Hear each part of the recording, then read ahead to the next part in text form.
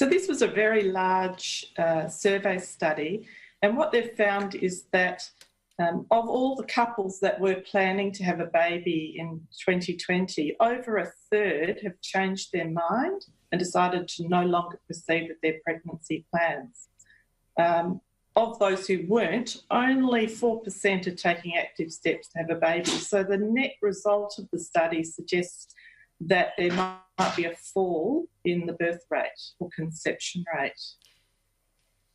Did the study reveal any of the reasons why that would be? Is it just a general fear of what's to come in the economy? Yes, this is really interesting because the most significant factor really coming through is fear about the economy.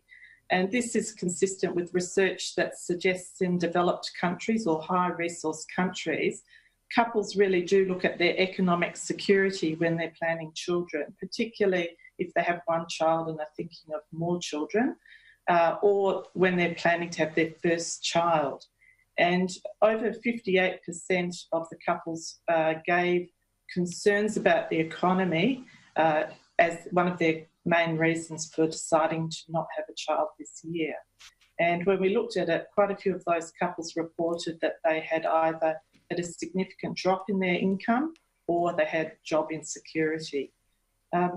There were also concerns about the potential impact of the virus on the pregnancy, but that strong economic concern came through. That is an interesting point. We don't have a lot of data around what kind of impact coronavirus does have on a baby if the mum does contract the disease. What kind of information do we have on what the implications could be?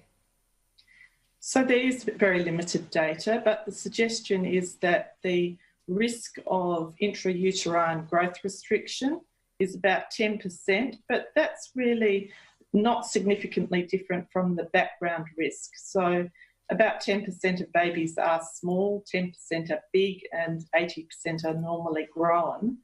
And so we're not really seeing a reduction in growth in babies in pregnancy.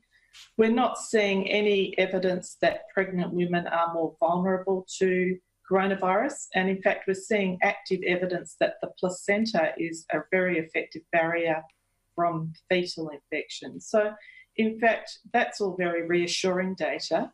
What we don't have much data on is the effect of the virus at the time of conception. There's only one study, that's from China, that reported a 2% miscarriage rate.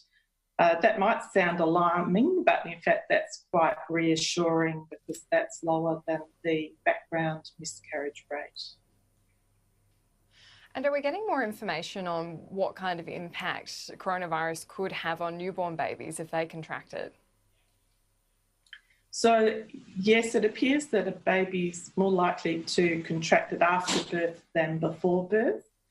But again, whenever there's the evidence of either parent or caregiver of the child having infection, really good infection control measures suggest that the infection rate is extremely low. So everything that's coming through is actually quite reassuring, but obviously it's still early days and this is a difficult area to get data in.